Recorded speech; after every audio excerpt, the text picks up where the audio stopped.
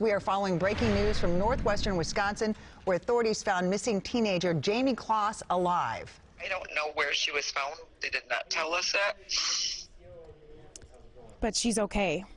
But she's okay. And that was the aunt of the 13-year-old who went missing from her home nearly 3 months ago after someone murdered her parents. Since then, there has been no trace of Jamie Kloss until tonight. The sheriff says that she was found in Gordon, Wisconsin this afternoon. That's about 70 miles north of her home in Barron.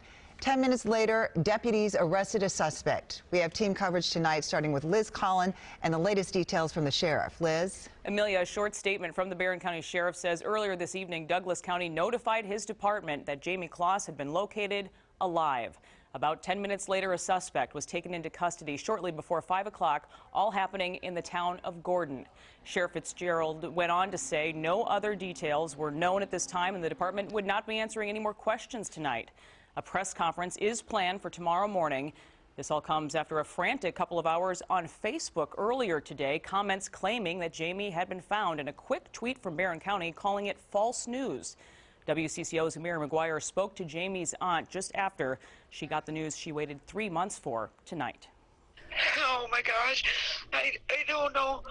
There was rumors earlier today, and I prayed and prayed they were true, and they come to not be true, and I just shut myself totally down because I thought today was going to be the day. Then to find out 2 hours later that she was found, I just cannot believe this. Jamie's aunt also told WCCO her niece was at the hospital, but that she is okay. The press briefing is now planned for 10 o'clock tomorrow morning at the Sheriff's Department in Barron. The sheriff saying they, quote, promised to bring Jamie home, and tonight we get to fulfill that promise. Amazing. Yes, it is. All right. Thank you, Liz. The search for Jamie Kloss began after the murder of her parents in mid-October. WCCO's Jennifer Merrily has a look at what happened since then, and she joins us now with our continuing team coverage. Yes, and Frank, Amelia, investigators in the community have been searching for Jamie tirelessly for 3 months. Here's where the search started. The frantic search for Jamie Kloss began immediately after her parents were found murdered inside their Barron County home, and there was no trace of the 13-year-old. Someone called 911 from the mother's cell phone around 1 o'clock that morning. Law enforcement showed up 4 minutes later, but Jamie was gone. That was October 15th. A massive ground search began with hundreds, then thousands of volunteers canvassing the western Wisconsin county. Investigators urged the community to report anything suspicious. Thousands of tips flooded the Barron County Sheriff's Department, but nothing led them to Jamie. In late October, Jamie was placed at the top of the FBI's missing persons list. Her parents, James and Denise Kloss, were laid to rest in November, but the focus remained on finding the teen. Family members spoke about her disappearance. Our lives have just been turned upside down. It's been like a big, horrifying nightmare. The search continued, and the community came together over the holidays, lighting a tree blanketed in blue and green lights outside of Riverview Middle School, where Jamie is a student. And just last week, Wisconsin trucking company Carl's Transport wrapped a semi-truck and trailer with information about the missing girl. And of course, that brings us to tonight when we learned Jamie Kloss was found alive in Gordon, Wisconsin. Of course, much more to come on this breaking story. Yeah. All right. Thank you, Jennifer. Yes, we'll have continuing coverage of the Jamie Kloss case on WCCO this morning, and that begins bright and early at 4:30. In a few hours, the federal government shutdown will tie as the longest in history. Today marks 20 days of the standoff between Democrats and the White House. Today, President Donald Trump traveled to Texas to make his case for a $5 billion wall along the Mexican border. Democrats say they will not pass a budget bill that includes funding for a wall. President Trump warned that he could declare a national emergency to get it built. I haven't done it yet. I may do it. If this doesn't work out, probably I will do it. I would almost say definitely. There's a better way, a more effective way to protect, to secure our borders, and that is what the debate should be about. Federal employees in Minnesota protested the government shutdown today outside of the VA in Minneapolis. 800,000 federal workers are either furloughed or working without pay. That means some families who live paycheck to paycheck this Friday will not receive one. Well, it's a gorgeous day today. The sun's shining all day. The warm-up begins. Yes, baby steps today. We warmed 1 degree above average. This is nothing compared to what it's going to feel like the next few days.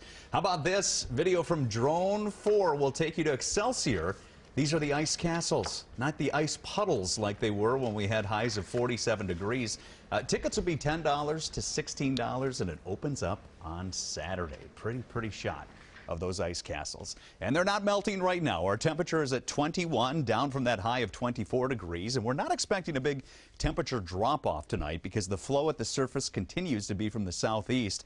And we've got some clouds. We'll call it mostly cloudy conditions as we head through the night. And the snow continues to fall well up in extreme northern Minnesota into northern Wisconsin. So for tomorrow, it's a bigger jump up to 32 degrees for a high. Parts of southern Minnesota may make it to the mid-30s. We'll call it a mostly cloudy day. You'll still notice a little bit of that wind from the southeast.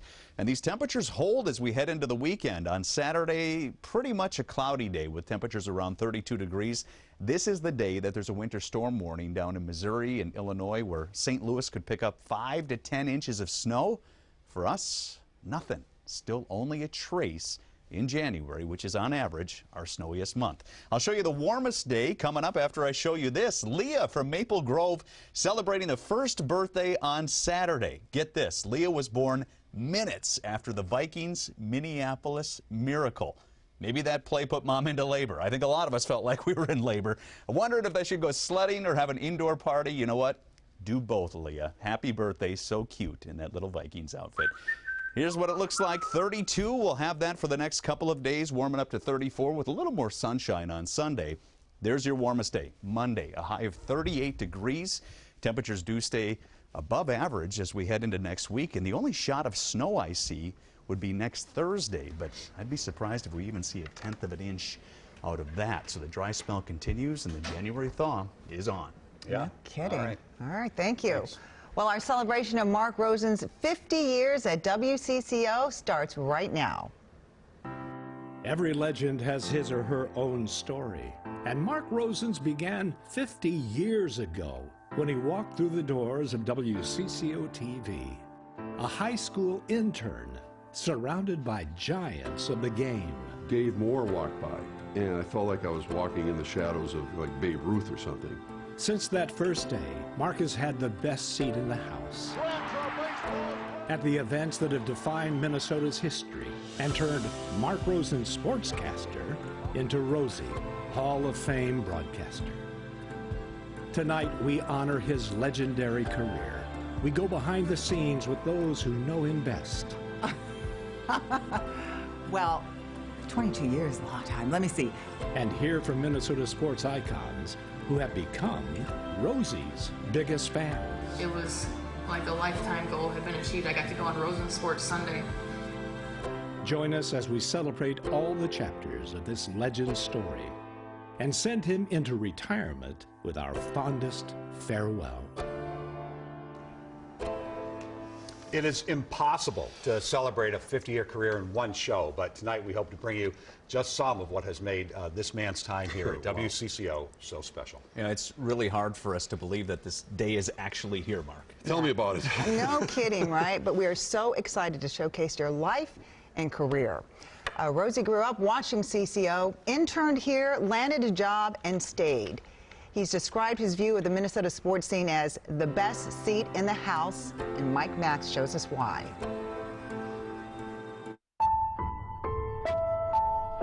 In some respects, it all makes sense. Mark Rosen was drawn to television and sports at an early age. Bert Koufax reaches back for one final burst of energy. He was at Met Stadium in 1965 when the Twins made their first World Series appearance. And in his St. Louis Park High School yearbook, classmates commented, "In the future, you may be reading our 6 o'clock news." He had a future in broadcasting. And that's the same time he started his apprenticeship at WCCO TV. WCCO was the king of the news game, with a heavy emphasis on sports, and Hal Scott showing Mark some of the ropes. Early in his time at WCCO, he met his wife Denise, a graphic artist and Chicago White Sox fan. They later had a son, Nick, and a daughter, Chloe. And Mark Rosen. This curiosity over the amount of money a professional athlete makes. The Twin Cities were growing as a sports market nationally, and Mark Rosen was growing as a part of the WCCO sports team. That's why his story is magical. He lived it with the teams that he grew up with. In the 1970s were a period of progress, a full complement of sports in Minnesota. And once again locked up the championship of the NFC's Central Division. The Vikings had become king of the town, a place they have never relinquished. Coming up, a special Vikings training camp edition of Rosen Sports Sunday. And it's possible Mark poured a couple years of his career into commutes to Mankato, training camp until last season, and oh, those Mankato memories. Can I hit you with a folding chair tonight? No, you cannot. But it was the Vikings that people wanted most. Mark fed off the appetite by taking over Sunday nights in the fall with the Rashad Rosen Report. Good evening, everyone, and welcome to the Rashad Rosen NFL Report. Then later, the Bud Grant Show. First of all, I'd like to get the feeling of what your emotions are right now.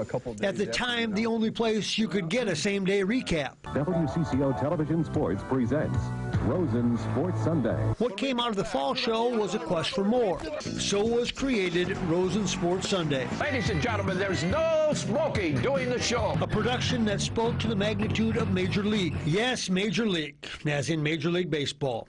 Mark had grown up cheering for people like Harmon Killebrew, and he grew fond of a pretty good hitter named Rod Carew, even visiting him when he moved on to the California Angels. He is a wealthy man, drawing an estimated $900,000 a year for playing baseball. He would cover Hall of Fame inductions, including for the man who took the Twins where they had never been. And, well, we got Kirby Puckett here. There's a little... What are you smiling about? Ah, yes. Those 2 seasons that stand above all others in Mark's career, when Minnesota went on the national stage, winning a World Series in 1987 and again in 1991. I know you're tired of talking to the media by now, aren't you? It's all right to come down here. I'll talk to you any day. You're all right. And along the way, he even got to meet and interview boyhood hero from the other team, Sandy Koufax, at the 1985 All-Star Game. And he met some of Major League Baseball's great characters. What are your thoughts about playing here in the Metrodome? Well, I think they could have tear this down and build a new one. Some bastard took away the only offense we had. Mark was there when Minnesota was introduced to a new team. The NBA arrived and changed our winter months. I'm rejoicing inside, believe me, I'm rejoicing. He never got to see the Gopher football team play in a Rose Bowl. He was there for the run to the 1997 basketball Final Four. And when the Gopher women's team duplicated it with a trip to New Orleans. Then there were the Lynx and their dominance in the WNBA. He covered the golf majors that came through here, including the Ryder Cup, and even got to fish on the WCCO TV rooftop during last year's Super Bowl week. He was also part of a WCCO staple in the 1980s, when the station took the state high school hockey tournament to a new level. Isn't it great to be young, talented, sitting on top of the world, waiting for the state high school championship? Mark and Ralph John Fritz were there to take viewers on the ride. He was in on the unforgettable, the 1980 Miracle on Ice in Lake Placid. You know, everybody was for USA, and we finally did it. And later with the women's hockey team when they struck Olympic gold. Those medals and show them off. Yes, he has seen the world in the last 50 years and done it with a press pass, a microphone, and a camera, where he gave Minnesota sports fans a peek into their passion, doing it with an affable, conversational style that made you realize he is one of us. And long before he said so long to WCCO TV, he got a piece of Minnesota's Cooperstown for broadcasters, inducted into the Hall of Fame. A fitting award, but not what he will remember. It will be the people and the events that made Mark's career so significant for him and his faithful audience.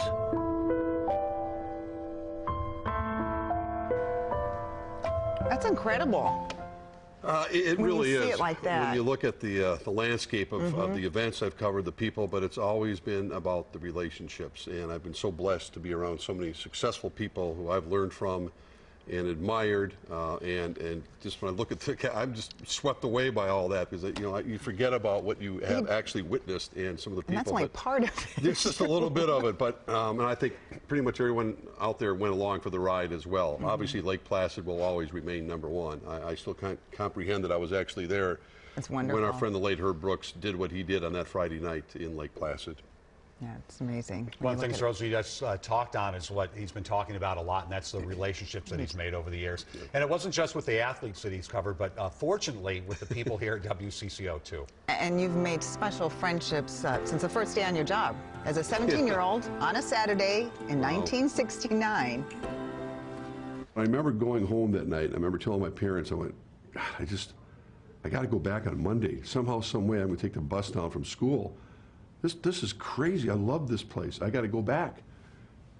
And I did. It's hard to wrap my mind around that this has actually happened, because we don't have off seasons. We don't have retreats.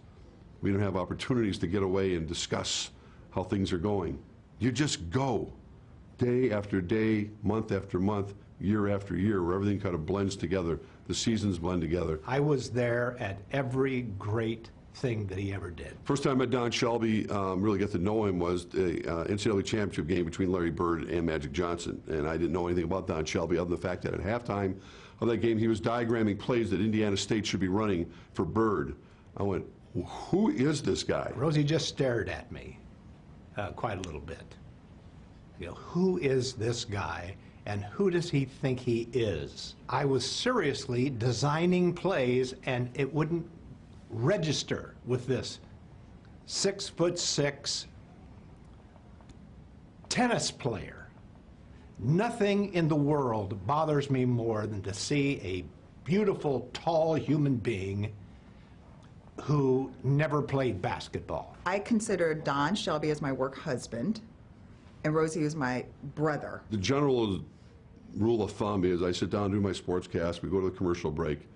Amelia's been distracted by something else that it's on her iPad. I try now to look at the rundown to see what he's leading with. And then, like the last 10 seconds, I'd say, sometimes I'd say, you want to know what I'm leading with tonight, or do you want to get a sense of it, or do you want you're just going to say something innocuous, and I'm going to nod and approvingly. We'll be talking about everything else but sports, and then all of a sudden it's I have to say, Rosie, what's going on? And a lot of times I'll be like, so, sports world's pretty busy, huh? Busy night. It's always a very healthy give and take, and I hope that the viewers have picked up on that. But he always gave me a hard time because he thought that the weather segment went too long. He, for some reason, could never hear time cues in his ear. The producer would be saying that to Paul Dux, because we can hear it too. And Paul would go, I didn't hear that, though. I didn't hear that. And I could see Mark waving frantically in the background, and I just thought he was being nice. Yeah, he soaked up a lot of time, more than the ground did when it rained for a couple of inches, yeah. Harsh words from time to time were spoken at the commercial break. I apologize, Mark, for the times I did go long. I remember the first day I worked here, after the first week, and about every other week since, Rosen darn near gives me a hug and says, thank you for doing your weather on time. You got the last laugh. 50 years at one television station it's a miracle. It's so rare. He may be the only one of maybe two. I'd be surprised if there's a second person in this business who watched a TV station since they were young, interned at the station, actually got a job at the station, and has been at the station for 50 years. He might be the only person in this business who has done all of those steps. I haven't even been alive 50 years. I can't fathom that. And especially this industry. If you've been at your job for 50 years, you can probably relate. If you're like me or you or other people that are still working toward that, you wonder, what would it be like, you know?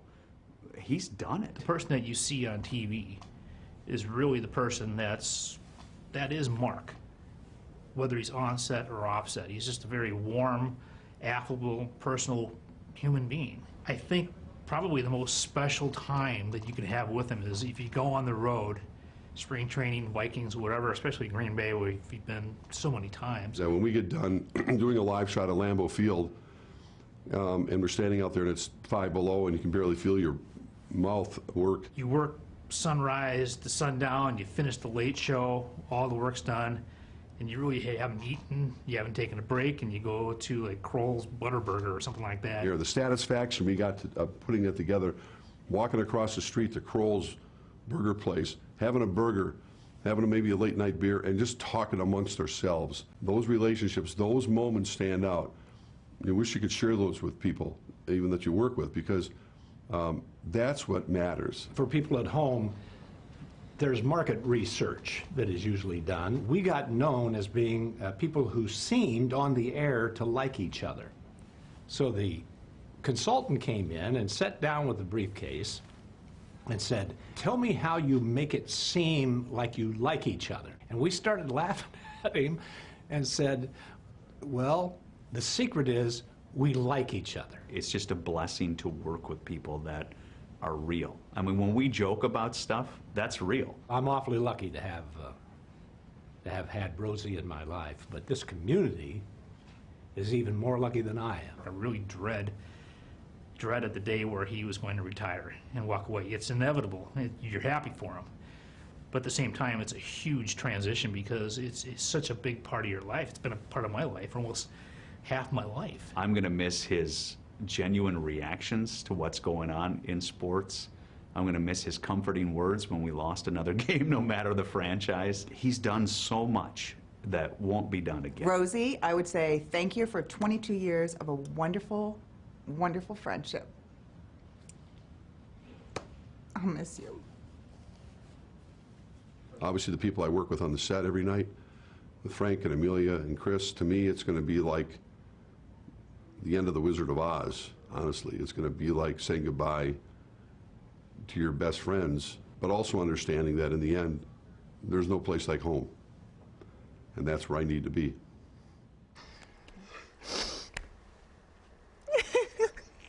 Excuse me, it is where you need to be. Yeah, it is.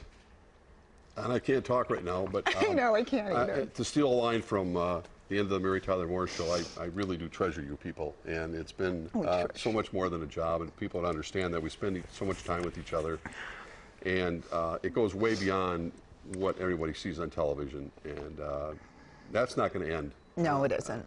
We are going to have lots of lunches. We lots are. of talks, and Yes, definitely, you promise. Absolutely. I have to stop doing the ugly cry. Frank, help us over here, please. I have my own problems. Rosie's relatability as a Minnesota sports fan is one huge reason why viewers appreciate him. His professionalism as a journalist has the famous athletes that he's covered saying thanks tonight. Hey, Rosie, congrats on 50 years, my man. Hey, Mark, congratulations, incredible career. Hey, Mark, congratulations on a great career. Hey, Mark Rosen, Tim Herron here. Thanks for covering me for at least 20 years. 50 years, wow, that's amazing. You were my first ever live interview after my sophomore year, after beat Wisconsin, came back. It was like a lifetime goal had been achieved. I got to go on Rosen Sports Sunday. Watched you since I was a young kid, and being a player and being in the sports business, it's been great to interact with you. Tremendous respect for who you are as a person and how you've handled yourself and represented, I think, our state. I still remember the first time you interviewed me back in high school, and the many, many interviews that we had and that we did.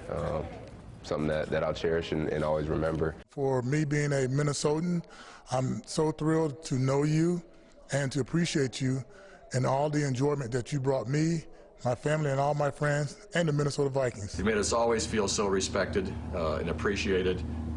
You're truly the epitome of Minnesota nice and fantastic at what you do. You're a legend here in Minnesota with covering all the sports teams, and you're going to be missed, and hopefully we still see you around the Wild locker room. I've really enjoyed our time together, and I just wish him all the best because he was so good to me over my years, and I just hope he has a great retirement. I had many great times with you. Thanks for covering us and hanging out with the guys and celebrating some great years with the Twins. But again, Rosie, good luck to you and my best to you. No one has been a better ambassador for the brand that is WCCO and for the market that is Minneapolis-St. Paul than you have. See the background? Palm trees? That's going to be you. I heard you're retiring. Congratulations. You've earned it. Even though you second-guessed me, you know you did. I still love you. And you know what? Maybe we can play some golf together. Either I'll come back to Minnesota when hoop season's over and we get together, or you come down to Atlanta and we'll get together. The first round's on me.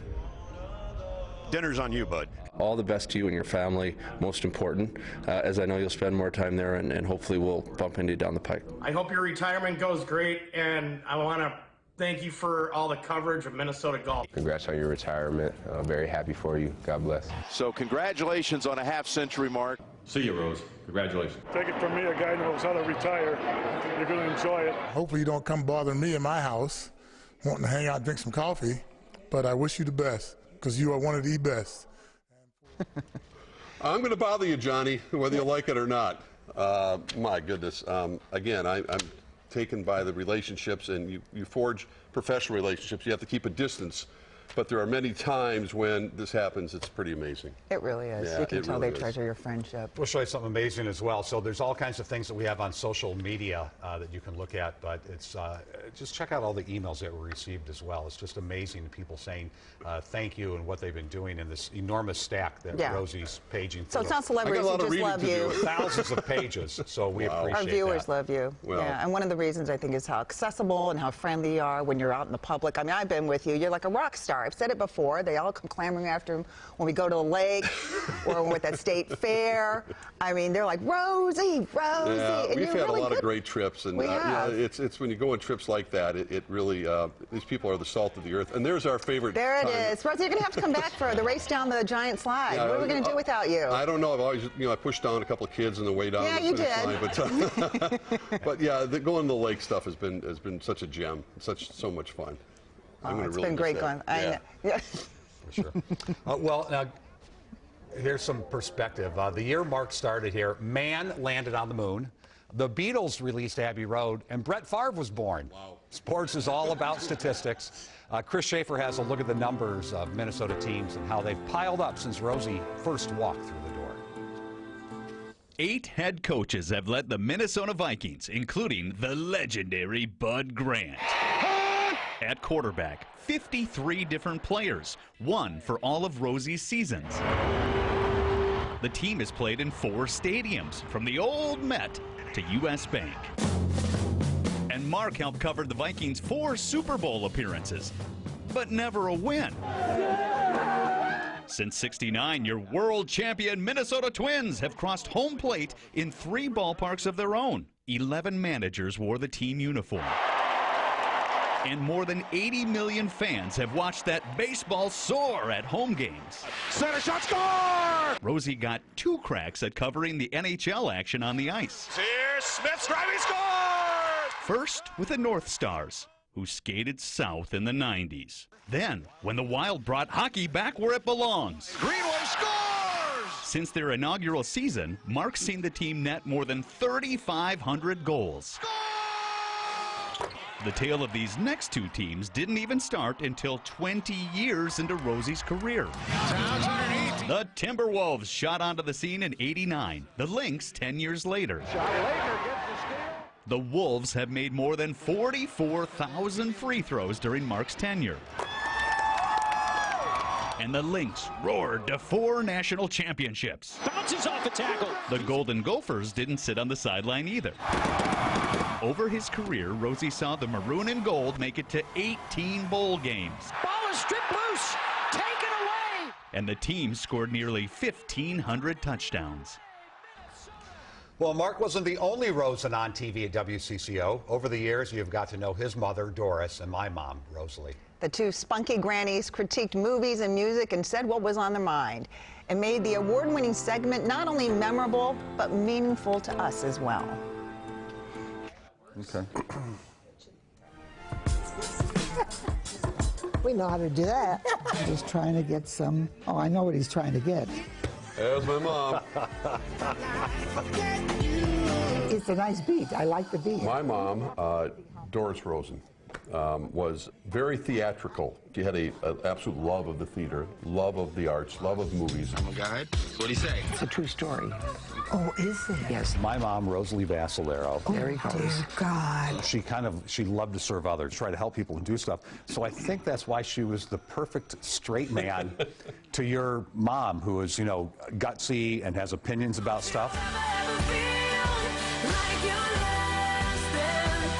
Perfect. Isn't that the name of a song? Isn't that a great song? She couldn't have thought of a better name for it. Should never have even been nominated. Anytime I heard my mom was getting together with your mom, and I wasn't around for the day, whatever it was, I went, she's in good hands. It'll be a good day. Well, except for the fact that I would go, Mom, where are you going? She goes, I don't know. Doris told me where we're going. I go, how are you going to get there? She goes, well, I'm going to pick Doris up. Oh, my. And she'll tell me how to get there. And all I'm thinking of myself the stress level. Yes, please, dear God, let them arrive safely. What did your mom think when you went to her and said, hey, you should do a couple of these spots and bits She for laughed WCCO? hysterically, I think, first, Frank. He's telling her he loves her in a very strange way. I mean, no one talks that way. Doris, this day and age, they do talk like that. But you won't do the same. Your mom nailed it. Classic. So funny. I think it resonated with people. I mean, it's relatable. I mean, that's the beauty of their relationship, because I think everyone sitting at home goes, either that's like my mom or my grandma. They talk fast and mumble jumble. I'll be hood forever. I'm the new Sinatra. No, he's not. They were the perfect foil for each other in analyzing the Grammys or the Emmys or the Oscars, because my mom had maybe a wealth of knowledge of all the stuff going on with it, and your mom was going, oh yeah, that's kind of interesting. And I was like, this is gold. They're sweet, but at the same time, they're really honest. This is one of the songs of the year? They're hard up. Do you have anything about Lady Gaga? I just so happen to have the envelope in my hand. I was so bummed out that I couldn't be there the night of the Emmy thing, but you were. I was. What was that like? Honestly, that night, Frank, was one of the biggest thrills of my entire career. And the winner, the Grammys from WCCO. I got goosebumps. I swear to God, I get goosebumps right now thinking about it. That visual of me handing my mom and your mom the Emmy Awards, and their faces could have lit up the skyline of downtown Minneapolis. It was so cool. I didn't know it meant so much to you. Oh, it did, because I knew how much it meant for my mom to see not only her be able to shine with your mom, but to get recognized in that fashion, to actually get an Emmy Award. Wow. Whether you're 17 to find a new friend or 75 to find a new friend, someone that you really connect with, that brought me the most happiness out of anything. And the Oscar goes. I'm just really happy that they had each other. Yes. So good night, everybody. Indeed. And that we had them. Yeah. More importantly, we had them. When I first walked into the basement newsroom at our old building on 9th and LaSalle, I was a 17-year-old high school junior at St. Louis Park High School, working part-time at a drugstore, stocking shelves and delivering prescriptions in the neighborhood. I knew in my heart that I really wanted to come back here immediately the moment I got home that night. I was just hoping they would let me. What a journey it's been, unimaginable, not just covering the biggest sporting events and athletes, but getting immersed in our amazing community. I mean, I've witnessed the unselfish work done by countless people and volunteers for so many good causes, which brings me to all of you. I am so grateful for watching, yes, in many cases, growing up with me here at Channel 4. I never took it for granted. You can't if you want to survive in this business. And yes, please, if you see me on the street, say hello. You can ask me if the Vikings will ever get to the Super Bowl. That's okay. Finally, I want you to know about my partner all these years, who's been with me practically from the beginning, my wife, Denise, who I was fortunate to meet when she was a nighttime artist here in the early 70s. Denise carved out her own career in both advertising agencies and retail advertising, and she has never lost her curiosity, her passion for art, and the true beauty in our world. Her light shines brightly on everyone who comes in contact with her, and our adult children have benefited from her infinite wisdom, and so have I. So thank you all. Thank you all from the bottom of my heart. I'm going to miss all of you. Thank you. That was beautiful, Rosie. Thanks. I love you. We love you, Rosie. Thank you. Thank you for everything. We have some stuff we can close with. More Rosie. Oh, hey. And more crying. Okay. I think it's going to be okay.